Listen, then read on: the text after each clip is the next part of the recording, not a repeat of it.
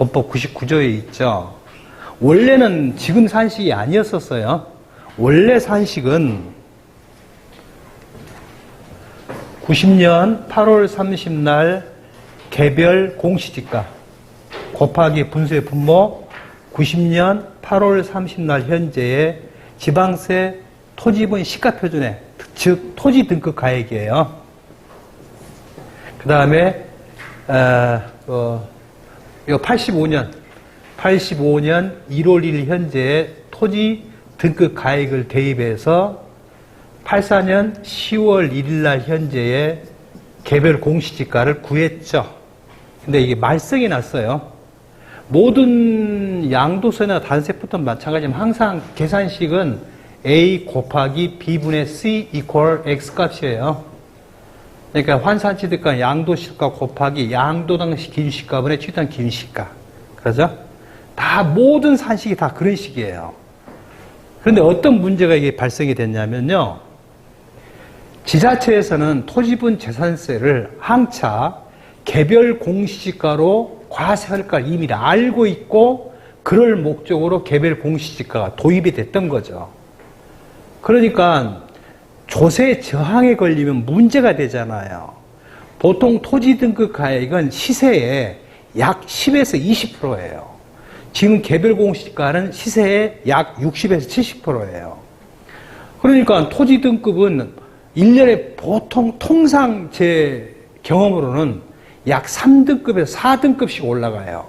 올라가 봐야 별로 올라가지도 않아요. 뭐 평방미터당 1,000원, 평당 1,000원 올라가 봐야 세금 큰 차이 없어요. 그러니까 뭐 작년에 5만 원 나왔네. 오늘 5만 2천, 그냥 내요. 그러다가 갑자기 시가의 60, 70%의 시가 표준액으로 제한세를 부과해버리면 어떤 일이 벌어져요? 조세 저항이 걸려요. 동서고금을 막론하고 조세 저항이 걸리면 그 정권은 반드시 망하게 돼 있어요. 그 나라는 망하게 돼 있어요. 그러니까 이런 식으로 하다 보니까 개별 공시지가로 항차 제한세를 부과할 것이라고 알았기 때문에 토지등급을 갑자기 올려버린 거예요. 89년 토지등급 만약에 100등급이라고 한다면 통상은 103등급이 돼야 맞아요. 90년도에. 근데 이것을 120등급, 130등급 올려버린 거예요. 올리다 보니까 무슨 일이 벌어져요? 분모값이 B값이 크면 클수록 A와 C값은 상수값이에요. B값이 변수값이 커지면 커질수록 얻어진 X값은 어떻게 돼요? 자꾸 내려가게 돼요. 내려가면 환산취득가를 계산하면 어떻게 돼요? 환산취득가가 자꾸 내려가요. 그러면 세부담은 자꾸 커져요. 이게 말썽이 났어요. 민원이 발생된 거죠. 그래야 부랴부랴 개정을 한 거예요. 뭐라고 개정했어요? 분모값을 평준화시키자. 플러스 89년 12월 30일 토지 등급 가액을 2개를 더해서 나누기 2를 하자. 그러면 아까보다는 이 분모값이 적어지겠죠. 그죠? 그러면 X값이 커지게 되죠. 환산취득가 아까보다 높아지게 되죠. 그래서 이렇게 세법을 시행령을 개정을 한 거예요. 그런데 여기까지 좋아요, 이제는 또. 근데 토지 등급을 보시면은 토지대항 하단부에 토지 등급이 있잖아요. 안 써진 것도 있어요. 그것은 시리얼이라는 국토교통부의 인터넷망이 있어요. 들어가서 토지 등급을 조회하시면 돼요. 자, 이 사람이 84년 10월 1일 날 취득을 했어요. 그러면 불문곡직하고 85년 1월 1일이 의제 취득 시기가 되죠. 즉 84년 12월 30일 이전까지 양도차인 국가가 뭐 하겠다? 과세권을 포기하겠다는 얘기가 되죠. 옛날 걸 알 수도 없으니까. 그리고 조세 저항이 되면 안 되니까. 그런데 그러면 여기다 대입해보자는 얘기예요. 대입해보면은 90년 8월 3일 토지 등급 가액은 257등급이에요. 89년 12월 말 현재 등급은 250등급이에요. 됐죠? 근데 85년 1월 1일 등급을 대입해야 되는데 85년 1월 등급이 없어요. 그러면 그 앞에가 84년 7월 1일이에요. 근데 84년 7월 1일도 없어요. 근데 84년 1월 1일치는 있어요. 그죠? 그러면 84년 1월 1일 그 100등급을 분자값에 넣을까요? 컴퓨터는 이걸 뭘로 인식할까요? 이 100등급을. 만약에 84년 1월 1일 등급이 85년 1월 1일 전까지 올 거니까요. 근데 84년 7월 1일자로 지방세법을 전면 개정을 했어요. 토지 등급도 전면 개편을 했어요. 84년 6월 30날까지는 평당 얼마 했었어요. 근데 84년 7월 1일자로 토지 등급을 아주 세분화하면서 그걸 평방 매다로 바꿨어요. 자, 그러면 이 84년 1월 1일 등급이 유효 기간은 언제부터 언제까지예요? 유효 기간은 84년 1월 1일부터 84년 6월 30날까지예요. 근데 우리가 알고 싶은 것은 85년 1월 1일 등급을 알고 싶어요. 근데 직전기의 등급이 고시가 안 돼 있으면 직전기 등급과 동일한 걸로 본다라고 돼 있으니까 85년 1월 1일 등급 100등급을 넣으면 어떤 일이 벌어질까요? 컴퓨터는 100등급이 84년 7월 1일 이후 시행된 토지 등급이구나 라고 인식을 해버려요. 여러분도 그럴 거고 큰일 나요. 자, 84년 7월 1일 전에 시행된 100등급이 얼마인가 봅시다. 교재 390쪽입니다.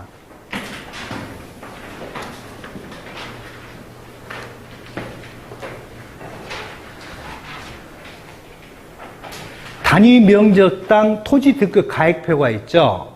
위에서 보시면 84년 7월 1일 이후가 있고 84년 6월 30날 이전이 있어요. 그죠? 그 쪼갠 이유는 뭐예요? 지방세법의 세제 개편 때문에 바뀐 거예요. 자, 84년 6월 30날 이전까지 효력이 있었던 100등급이 얼마예요? 120만 9,995원이죠. 그죠? 그러면 이걸 84년 7월 1일 등급으로 가져가려면, 등급표가 없으니까 가져가려면 84년 7월 1일 이후 등급에 120만 9천원에 가장 가까운 등급을 찾아보세요.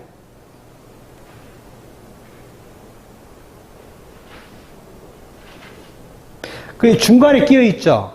그러면 가까운 쪽이요. 차이값이 적은 쪽으로 가세요. 그럼 뭐예요? 120만 120만 9천원.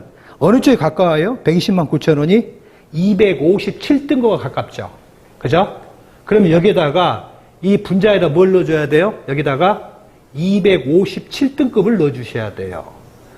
만에 하나라도 만약에 100등급을 집어넣어버리면 어떤 일이 벌어져요? 100등급을 넣어버리면 이게 84년 7월 1일 이후 등급이 100등급이구나 이렇게 받아들여버려요.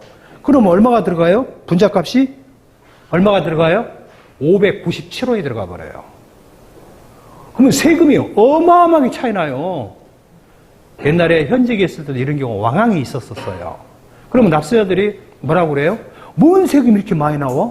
컴퓨터로 계산했는데요. 예, 가요 또. 컴퓨터는 만사형통인 줄 알아요. 근데 언제 아느냐?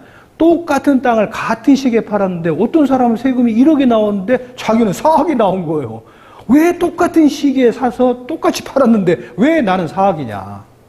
예. 그러니까 이런 경우가 결코 있어서는 안 됩니다. 조심하셔야 돼요. 이런 경우가 왕왕이 있어요. 토지 등급표가 없는 경우가 간혹 있어요. 84년 7월 1일 등급이 없는 경우가. 매우 조심하셔야 돼요. 그러면 이것은 굳이 외우지 않아도, 요 산식은 외우지 않아도 당초고 A 곱하기 B분의 C다는 것만 알면 되면은 여기다가 플러스 D에다가 나누기 2를 했구나. 그죠? 금방 기억하잖아요. 외우려면 못 외워요. 예. 자, 이제는요, 재개발, 재건축입니다. 835쪽을 보도록 하겠습니다.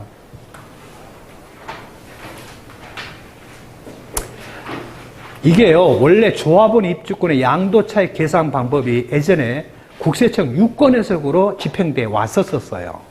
그러다가 국정감사 때 모 국회의원이 국정 질의를 한 거예요. 아니, 당신네들 입주권 양도차익 계산하는데 법령도 없다. 없는데 유권 해석으로 집행한다는 게 옳은 이 얘기냐. 예, 그래서 부랴부랴 만든 겁니다. 근데 그 전에 제가 이에 대해서 논문을 한번 쓴 적이 있었어요.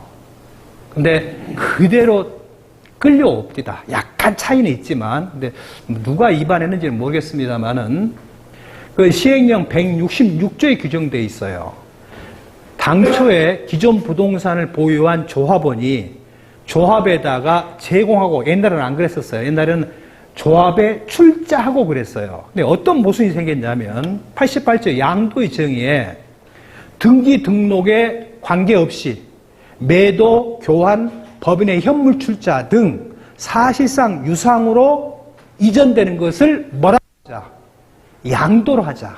다만 증여 추정이 걸리지 아니한 경우로서 부담부 증여에 부담 채무상 등은 양도로 복귀라고 규정을 했어요. 거기에 출자란 말이 걸리기 시작한 거예요. 왜냐하면 현물 출자 등 그래버렸거든요. 그러니까 등기 등록 필요 없다. 그래서 미등기가 과세되는 거죠. 관계없다.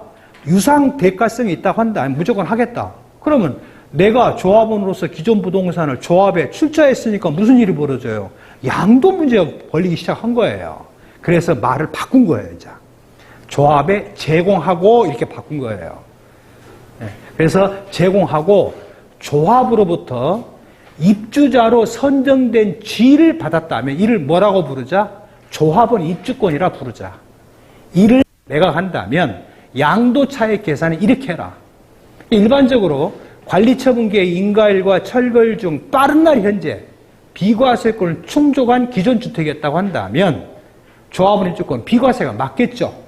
맞는데 이게 비과세가 아니면 어쩔래? 두 번째, 비과세일지라도 그게 만약에 고가주택이면 어쩔래? 그러면 양도차익 계산할 수밖에 없잖아요. 그죠? 그래서 만들어진 게 이 규정인데요. 시행령 166조 1항에 있는 이 조합원 입주권 양도차익 계산 방법을 모르면 신축 완성된 재개발, 재건축, 조합주택의 양도차익도 계산 못합니다. 근데 그 계산식이 굉장히 어려워요. 못 외워요. 외우려면 힘들고요. 두 번째, 제가 세무사에 가서 반나절 강의를 해요. 그럼 그때는 알겠대요. 근데 끝나고 돌아서는 하나도 모르겠대요. 현직도 마찬가지고요. 지금 개업하고 있는 세무사님도 마찬가지고 선배님도 마찬가지인데 그걸 외우려고 하지 마세요. 이해를 하면 간단해요. 자, 이해를 해볼게요, 한번. 이게 청산금을 납부할 때의 사유입니다. 그러면 청산금을 납부할 때 있고 청산금을 지급받을 때가 있겠죠. 그죠? 자, 내가 당초 A점에서 2억이란 부동산을 취득을 했어요. 그리고 갖고 있다가 B점에서 관리처분 계획 인가가 났어요.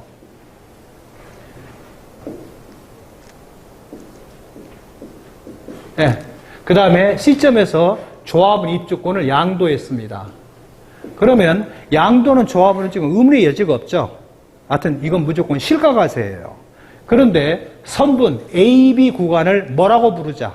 관리처분 인가전 양도차익이라고 부르자. B, C 구간은 뭐라고 부르자?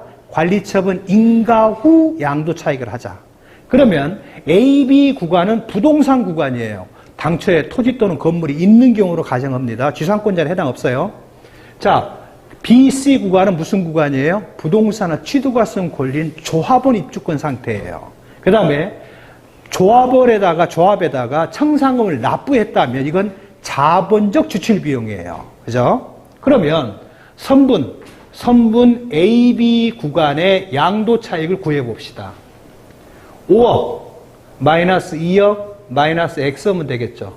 X는 A, B 구간에 투입된 비용이 있을 거 아니겠어요. 뭐 취득세, 등록세, 취득할 때 복비, 뭐 등록 자본 지출 등이 있을 수 있잖아요. 그래서 X. 그 다음에 선분 B, C 구간의 양도 차익을 구해봅시다.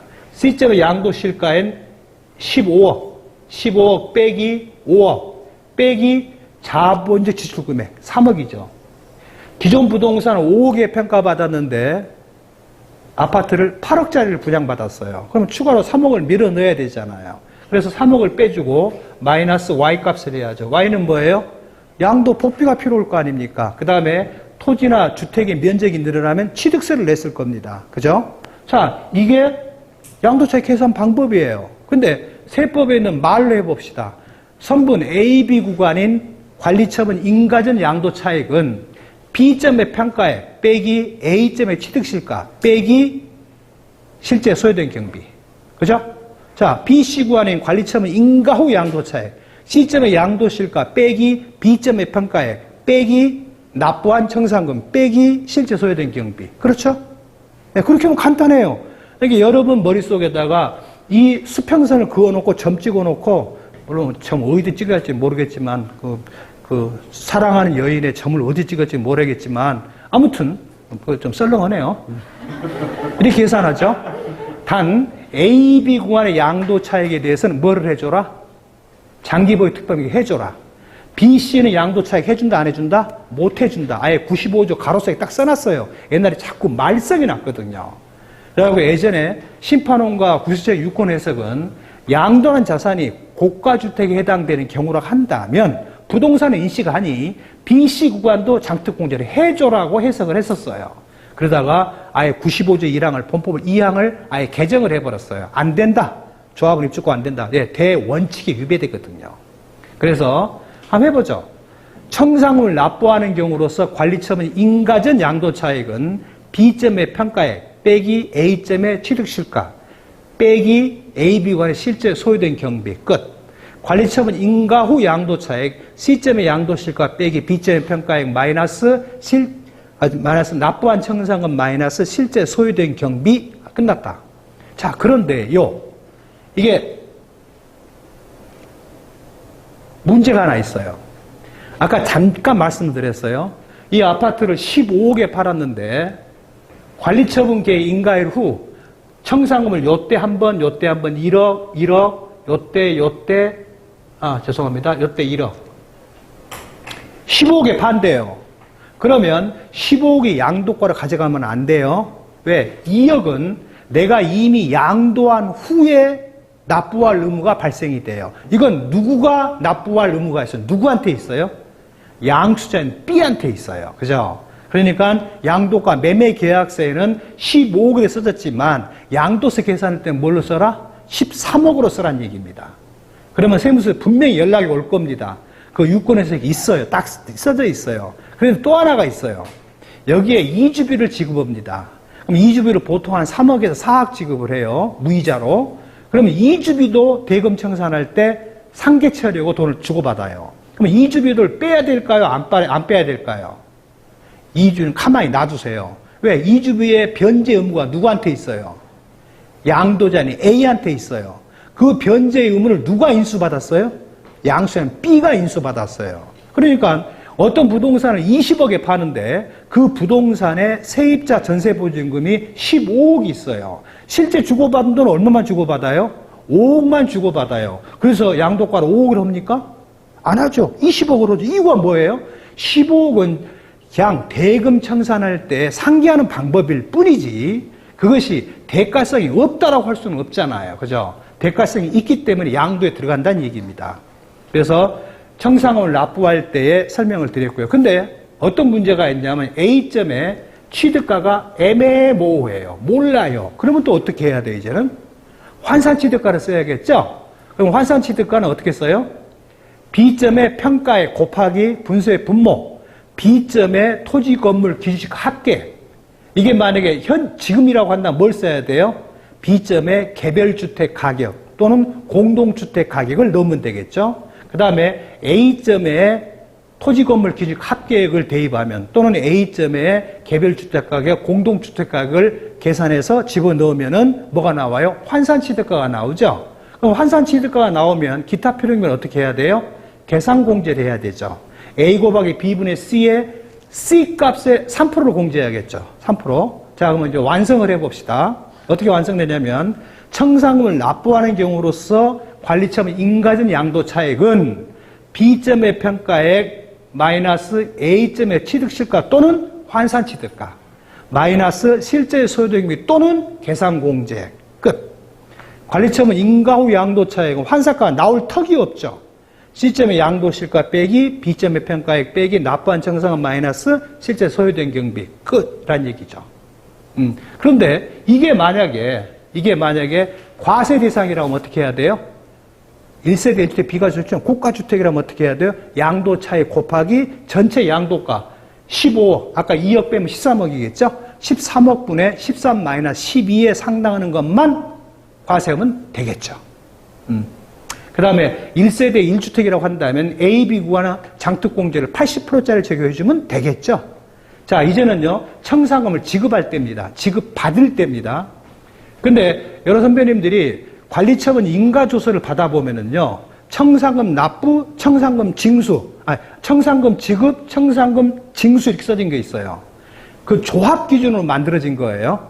청산금을 징수한다 그 말은 조합원 기준으로는 청산금을 납부한다는 말이 돼요. 그다음에 청산금을 지급한다는 얘기는 조합원 기준으로는 청산금을 받는다는 뜻이에요. 자, 그걸 염두에 두시고 A가 B 부구간에 청산금을 지급받는 경우입니다. 그러면 선분 AB 구간의 양도 차익은 B 마이너스, 죄송합니다. 지우개.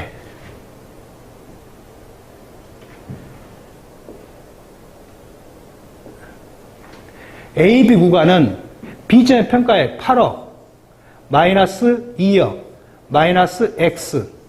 자, 이렇게 하면은 지금 우리가 알고자 하는 대상인 객체가 누구 것을 알고 싶어 해요?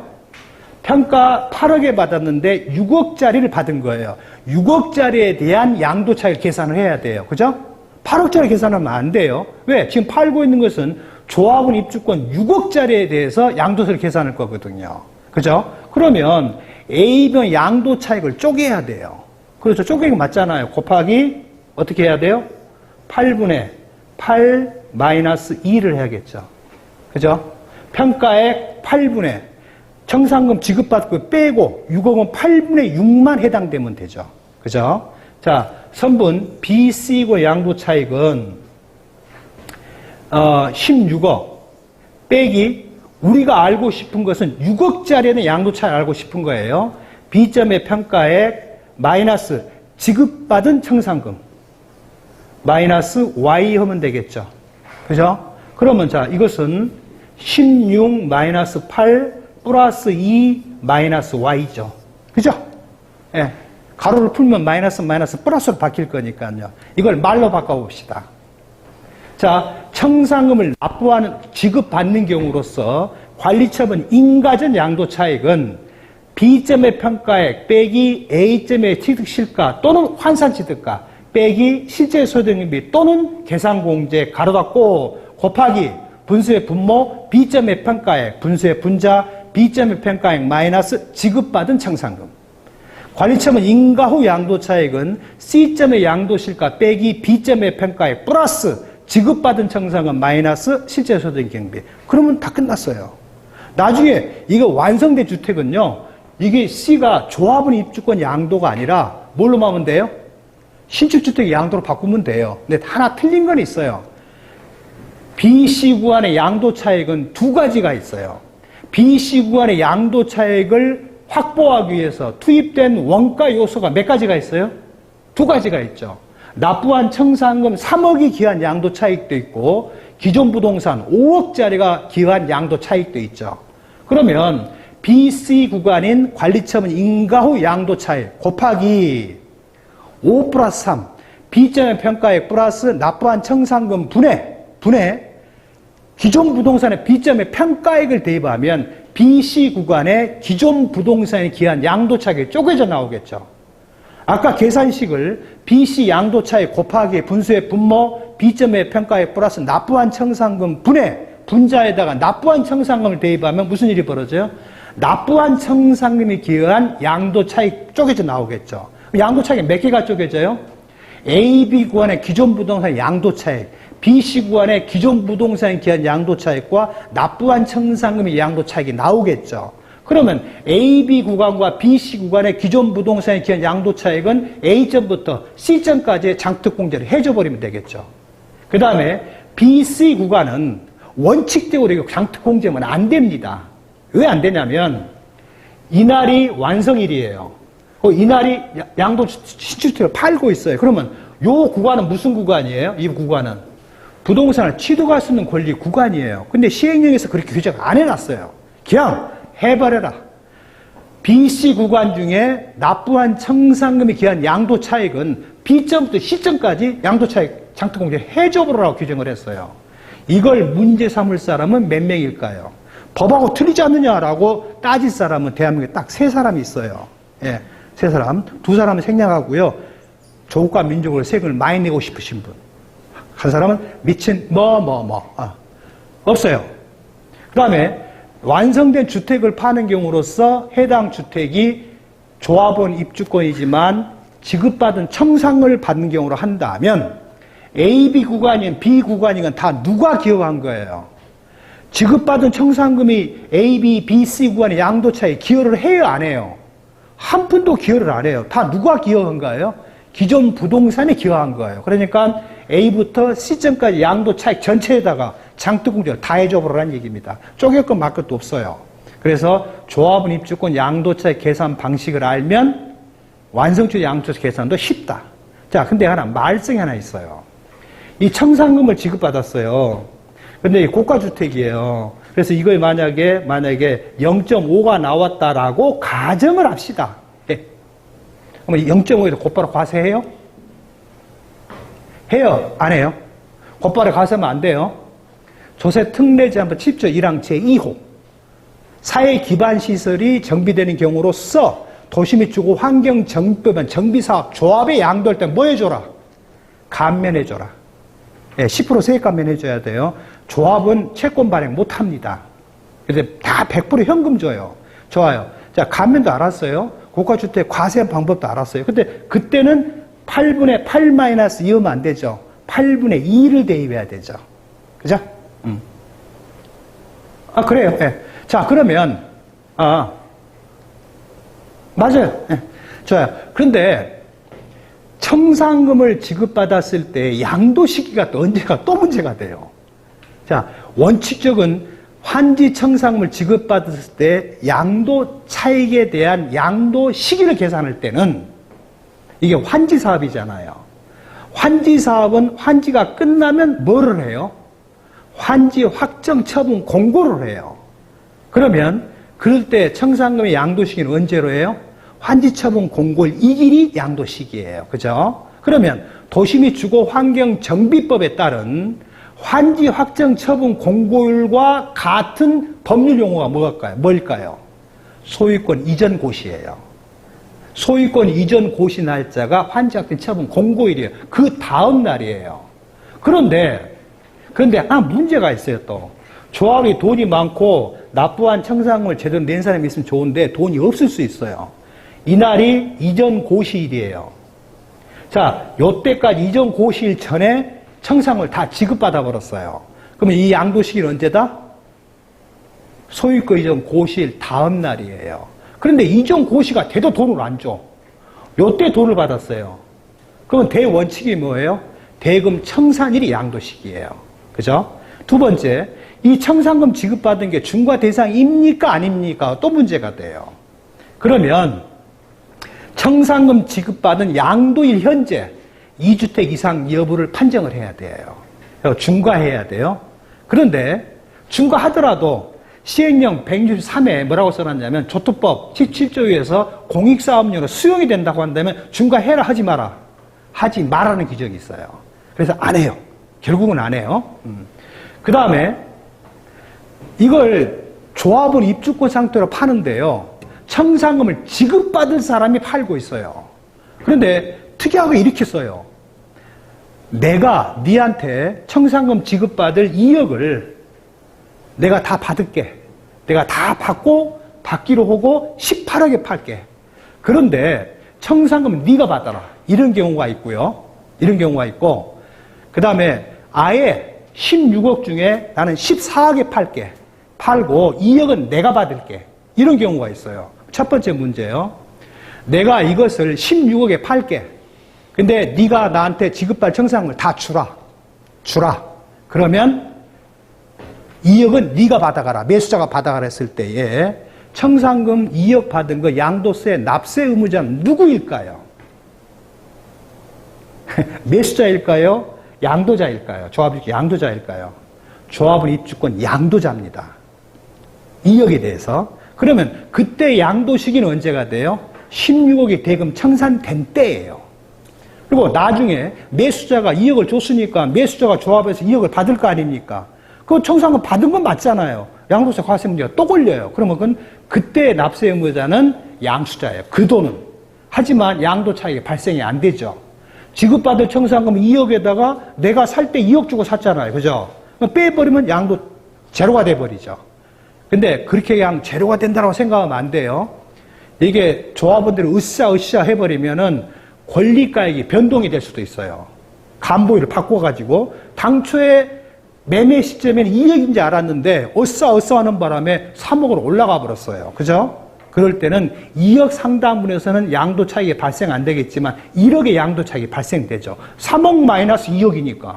그러면 그 1억은 이전 고시일 다음 날 또는 대금 청산일이 양도 시기가 되겠죠. 그죠? 자, 이제 이렇게 해요. 내가 파는데 나 2억은 내가 받을란다. 예, 매매가는 14억으로 올게. 이렇게 이야기를 했어요. 그러면 2억에 대한 양도세 납세 의무자는 누가 돼요? 원조합원이 돼요. 그죠? 자, 이제는 징해요. 남편이 부인한테 징해를 했어요. 청산금을 지급받을 거예요. 자, 징해할 때 지급받을 청산금 2억은 빼고 징해할게 할 수 있어요. 조합원 입주권만 징해할게. 그런다면 2억의 납세 의무자는 누구예요? 2억의 납세 의무자는 증여자인 남편이 되겠죠. 그런데 2억을 포함해서 증여를 해버렸어요. 그러면 나중에 2억을 받아요. 자, 그럼 무슨 일이 벌어져요? 첫 번째, 2억에 대한 납세 의무자는 누가 돼요? 납세 의무자는요? 수증자인 부인이 돼요. 그런데 무엇에 걸려요? 조합원 입주권의 일부가 팔렸잖아요. 그럼 무슨 일이 걸려요? 이월과세 문제가 또 걸려요. 근데 1세대 1주택이면 어디로 와야 돼요? 부당해상 부인을 또 와야 돼요. 예, 조심해야 돼요.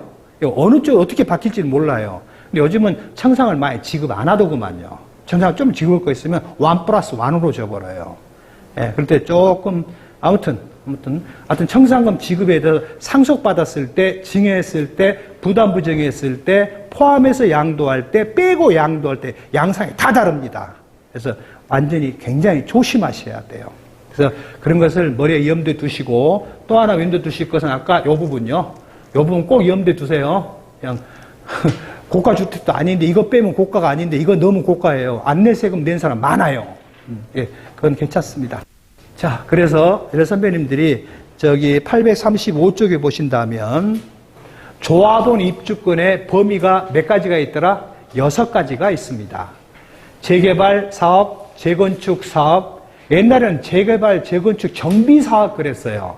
근데 도시민주구 환경정비를 개정을 해가지고 정비를 빼버렸어요. 그냥 재개발 조합, 재건축 조합입니다. 그 다음에 소규모 재건축에 관한 특례법에 따라서 소규모 재개발 사업, 소규모 재건축 사업, 가로 정비 사업, 자율 정비 사업도 모두 포함됐습니다. 그래서 2022년부터는 조합원 입주권 양상이 몇 가지가 있더라? 4가지가 있더라. 양도차익 계산법은 똑같다. 그런데 이런 경우 하나 있어요. 이 사람이 처음에 이 B점에서 주택과 부수토지였었어요. 근데 이분이 관리처분 받으면서 주택을 안 받겠대요. 안 받고 자기는 뭘로 받겠다? 상가로 받겠대요. 그러면 상가로 받은다면 시행령 166조에 따른 이 계산식을 적용할 수 있냐 없냐 이거예요. 원론적으로는 적용할 수 없습니다. 그러나 이것 말고 다른 대안이 없어요. 그래서 대법원 판례에서도 이거를 준용하는 게 가장 합리적이라고 한다면 이거에 잘못됐다 할 수는 없다. 이걸 적용한다는 얘기입니다. 예. 그래서 845쪽을 대충 설명을 드렸고요. 그건 837쪽까지 쭉 이어져 갑니다. 그 다음에 838쪽부터 839쪽에 여러 선배님이나 이 업무에 종사하신 분들이 재개발, 재건축 계산 방법을 어렵게 받아들인 이유가 용어가 정립이 안 돼서 그래요. 뭐가 조합원 입주권이냐, 뭐가 재개발이고 뭐가 재건축이냐.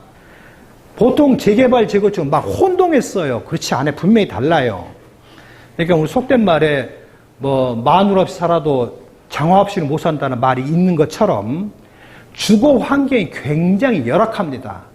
사회 간접전이 SOC인 가스, 전기, 통신, 상수도, 하수도, 전기, 도로가 개판 5분 전이에요. 예, 겨울에 눈 오면 연탄재 뿌려야 돼요. 그리고 술 한잔 먹고 확 밀어버리면 쓰러진 집들이에요.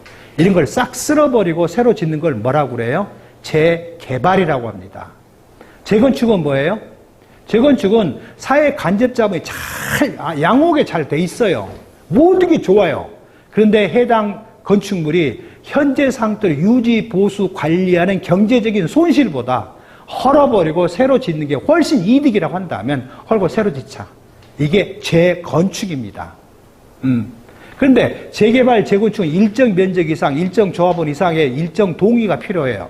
그러다 보니까 소규모 개발을 할 수가 없는 거예요. 그래서 소규모 주택에 대한 재건축 특례법이 새로 만들어진 거죠. 그래서 거기에 4개가 있다는 얘기입니다. 그래서 6가지란 얘기입니다. 계산법은 똑같다는 얘기예요. 그러니까 그렇게 생각하신다면 큰 무리가 없고요.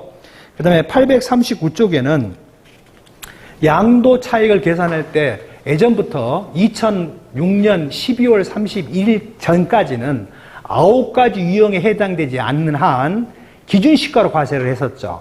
그러니까 단기 양도, 고가주택, 부동산을 취득할 수 있는 권리, 투기 지정기업, 1세대 2주택 이상인 경우, 그 다음에 본인 스스로 시가 선택한 경우, 미등기 양도주택 1,2라면 예 없이 시가 신고예요. 그런데 2007년 1월 1일부터는 이제 다 필요 없죠. 전부 모든 양도세 과세 대상 자산은 실질 거래가라고 한다. 그러면 양도가를 실가로 쓴다면 취득가는 반드시 뭘로 써라? 실가로 써라. 실가를 모르면 어쩔래? 매매사례 감정가, 환산주택가 기준시가를 순차 적용한다. 근데 그에 또 하나 뒤에 붙은 거 있죠. 114 7항에 붙은 거 있어요. 등기부 등본 기재가액. 예. 근데 지금 잘못 집행되고 있는데 제가 아는 바로는 등기부 등본의 기재 금액을 취득 실가로 쓴다고 한다면 원래는 계산 공제하는 게 맞아요. 근데 거기에 등기부 기재가액을 취득 실가로 본다라고 규정되어 있어요? 추정한다라고 규정되어 있어요? 추정한다고 되어 있어요. 예. 그러니까 등기부 등본에 기재되어 있는 토지 건물의 매매 사례가 있잖아요. 매매가 기재된 거 있잖아요. 그걸 곧바로 갖다 쓰기에는 쭉 한번 고민해 봐야 돼요. 특히 어디에 고민을 해 봐야 돼요? 한날 한시에 왕창 팔았을 때 A, B, C들을 왕창 15억에 20억에 팔았어요. 그런데 이 토지가 여러 군데 떨어져 있는 경우도 같이 붙어 있는 경우도 있는데 같이 붙어 있어도 도로 사이에 떨어지는 경우도 있어요. 그러면 이게 개별 공시지가가 다 틀립니다. 그 다음에 감정평가 없다는 전제를 깔고 말합시다. 그런데 중개사들이, 법무사들이 매매 계약서를 쓰면서 매매 거래에 관련된 목록을 표시를 해요. 근데 목록을 표시를 할 때 가액을 면적으로 쪼개버려요. 면적으로. 그러니까 면적으로 쪼개보면 절대 틀려요. 세법 어디에도 면적으로 쪼개라는 규정은 없어요. 맨 처음에 뭘로 쪼개야 돼요? 기준시가인 토지기준시가 또는 일반 건물 기준시가로 해야 돼요. 단독주택이나 공동주택이라 한다면 개별주택과 공동주택 가격으로 쪼개야 돼요. 그런데 간혹 소명 요구를 받은 경우가 있어요. 어떤 때요? 감정서 있지 않습니까? 감정가를 왜 안 쪼갰어요? 이렇게 나오는 경우가 있어요. 그러면 내가 신고 대리하는 여러 선배는 제 입장이라고 한다면 감정평가서가 있을지 없을지 어떻게 알아요? 알 수 있어요. 등기를 떼보세요. 내일 신고 오면 신고 1시간 전에도 떼보세요. 등기를 떼보세요. 뭐가 있을까요? 등기부 등본에 표제부, 갑구, 을구가 있죠. 을구가 소유권 이외의 권리를 등기하는 거죠. 거기에 뭐가 있어요? 근저당 설정 등기가 있어요. 채무자가 매수자예요. 또 매수자가 아닐지라도 다른 사람 물상 보증인일 수도 있어요. 예. 그럴 때 그 소유권 이전 등기 날짜와 근저당 설정 등기 날짜가 하루 상관, 이틀 상관이에요. 그러면 양도일 전후 석 달 내에 들어와야 안 들어와요? 100% 들어와요. 그럼 어떻게 해야 돼요? 양도자한테, 의뢰인한테 요구를 해야 돼요. 부탁을 해야 돼요. 이거 분명히 감정평가 했을 겁니다. 감정평가서를 좀 부탁하십시오. 다 받을 필요 없어요. 맨 앞장 무슨 감정평가 사무소. 그래 두 번째 그 감정평가 물건에 대한 부동산별 직계표 쭉 돼. 맨 끝에서 보통 5, 6장 사이에 있어요. 감정평가 목록별 필지별 평가에 쭉 나열돼 있어요. 그걸 갖다가 보되 꼭 뭘 확실해야 돼요? 작성 날짜를 꼭 확보하셔야 돼요. 그러면 그 두 번째 장에 나와요. 두 번째 장 중간에 오른쪽 맨 마지막 그날이 동일한 과세 기간에 만약에 당해 양도일 취득일에 속하는 과세기간은 직전 과세기간의 초일부터 당해 과세기간 말일까지 만들어진 감정평가서가 있다. 그걸로 쪼개라. 그때 쪼개는 방법이 2개 이상이요. 1개도 관계없어요. 부가세 시행 64조에 1개라고 표현되어 있어요. 1개가 아니라 감정평가업자의 평가사라고 표현되어 있지 우리 소득세법이나 상징세법에 2개 이상의 평균에 이렇게 표현 안 돼 있어요. 하나라도 관계없어요. 그래서 그 얼굴을 보시고 요구를 하셔야 돼요. 근데 만약에 내가 신고하기 직전까지도 없었었어요. 근데 석 달 내에 들어와 버릴 거니까 그게 나중에 발생했어요. 그건 내가 어떻게 못해요. 그것은 어떻게 못하지만 말은 해줘야 돼요. 재산이 이게 100억짜리예요. 대한민국에 100억 현금 갖고 있다가 산 사람이 있을까요? 없어요. 많이 있어요. 20, 30억 있을 겁니다. 나머지 다 뭐예요? 대출이에요. 그러니까 그때는 꼭 확보하셔야 돼요. 그런데 이건 실제 사례입니다. 신고를 한번 했는데요. 전화가 왔어요. 여직원한테. 전화가 와가지고 감정평가서가 있는데 왜 감정평가서 쪼개지 않고 왜 긴 시간 쪼갰어요? 추징할까요? 그래서 추징하세요. 뭐 뜻대로 하십시오. 그랬죠. 그러면서 그랬죠. 그거요. 은행 직원이 평가한 게 탁상감정입니다. 분명히 법에 뭐라고 돼 있어요? 감정평가에 관한 법률에 따른 감정평가사가 평가한 금액이에요. 은행 직원들이 평가한 것은 감정평가사가 아니에요. 근데 그 직원은 이제 경험이 없다 보니까 그렇게 말씀을 하신 거죠. 예. 그래서 그래도 아무리 말해도 통하지가 않더라고요. 이거 편집합시다.